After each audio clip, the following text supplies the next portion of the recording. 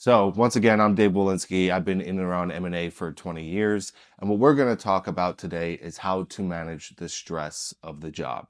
Because any high finance position, whether it be corporate finance, whether it be M&A, whether it be private credit, investment banking, it doesn't matter. You're going to get pushed. And if you don't manage your stress levels by taking care of yourself, it can get the best of you. We're going to talk about that today. So, when you're in these types of environments and you're dealing with these types of situations, there is one thing I like to say in order to categorize what these things are. You're dealing with a group of incredibly smart people trying to make a difficult decision on a shortened timeline involving a lot of money, usually using imperfect or incomplete information. When that happens, it creates this kind of pressure cooker environment where a lot of different types of angst or uncertainty or concern or frankly excitement get in the way of the way that people are thinking about the way they're carrying out their lives. But there's something you need to remember. In order to survive, or in order to manage your stress, is really the way to say it. In order to manage your stress in these situations, you have to remember this acronym. And I'll do this. MEDS, meds. And no, I'm not talking about getting heavily medicated. What I am talking about is an acronym that I have learned over the years and tried to tell other people as ways to remember to take care of yourself. M, meditative, E, exercise, D, diet, sleep. And they go in reverse order of importance.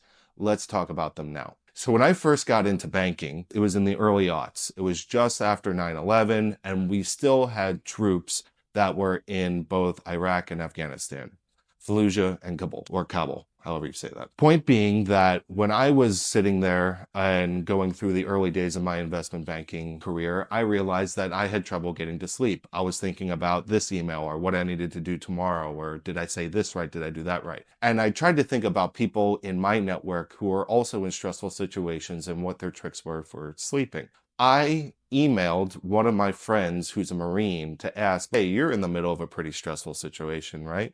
You're on the front lines of battle, you're getting shot at, presumably. How do you guys handle sleep?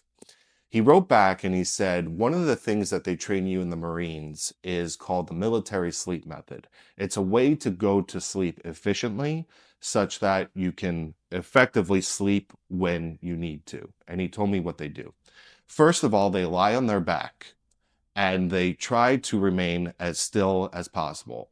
And then they imagine themselves progressively relaxing their body.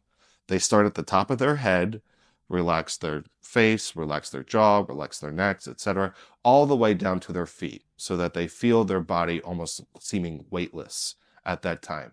The next thing that they do is that they try to occupy your mind. Now, what my friend told me was, you can use your imagination here, and he's a Marine. What he said is that I try to have some kind of a fantasy where I'm not thinking about where I am or what I'm doing or what's around me.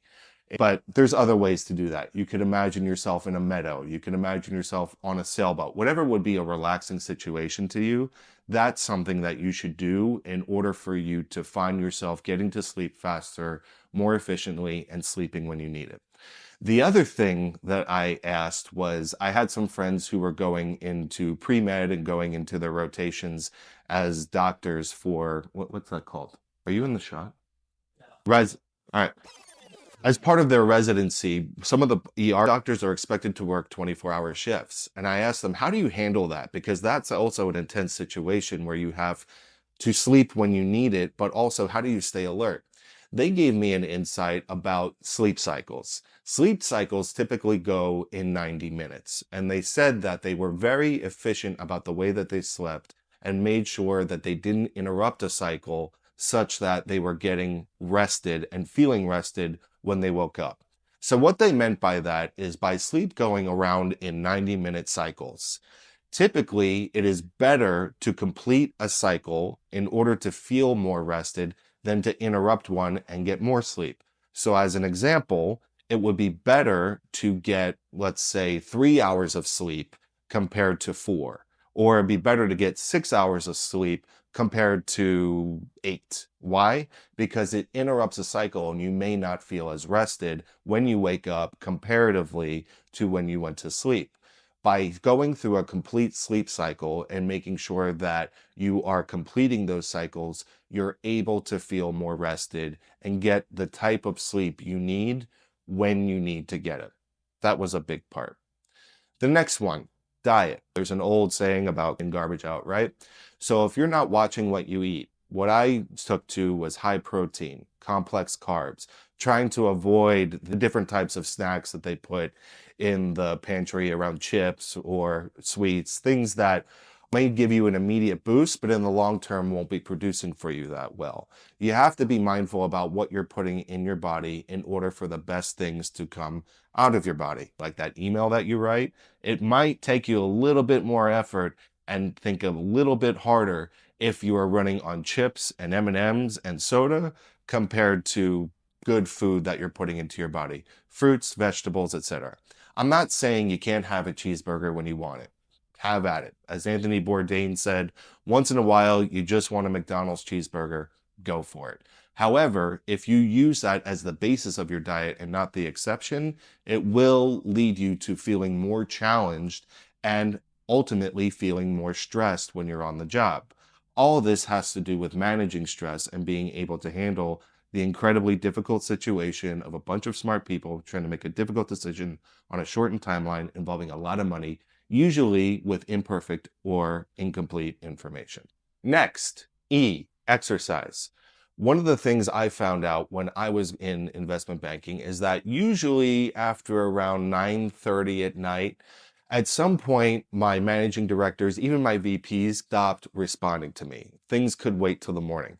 Now, that's not always the case, but I don't know, 7 times out of 10, it led me to understand between, call it 9:30 p.m. and 5 a.m., I won't get much of an email back. So they are not going to care what time this lands in their inbox.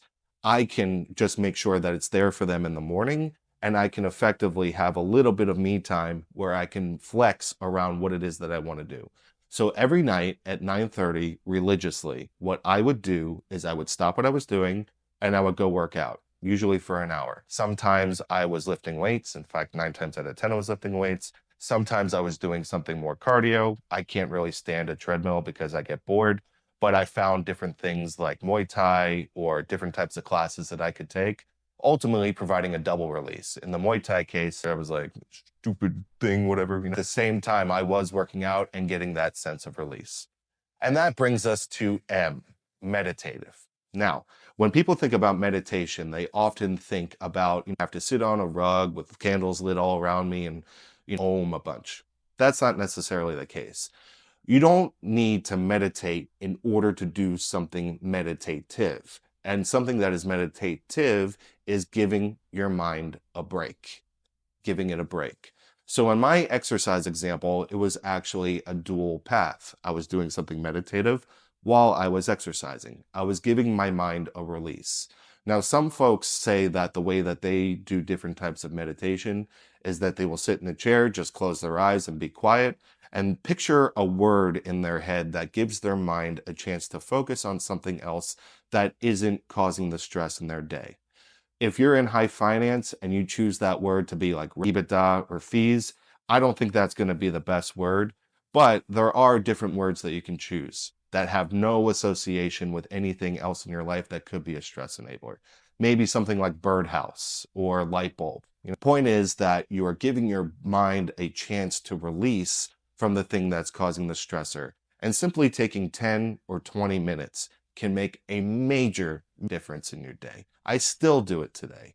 And whether it's taking a walk, now that I live in LA, I usually find ways to get in the water, whether it be stand-up paddleboarding, going for a swim, canoeing, whatever it is. There's something about water that I find very meditative and calming, and I put those things together in order to give my mind that release from the stress that occurs in my everyday life. Follow these steps, MEDS. Follow those things and you'll be able to handle the stressful situations that you're put into by taking care of yourself and being able to effectively manage the stress as a result. I'm David Walensky. Follow us at Athena.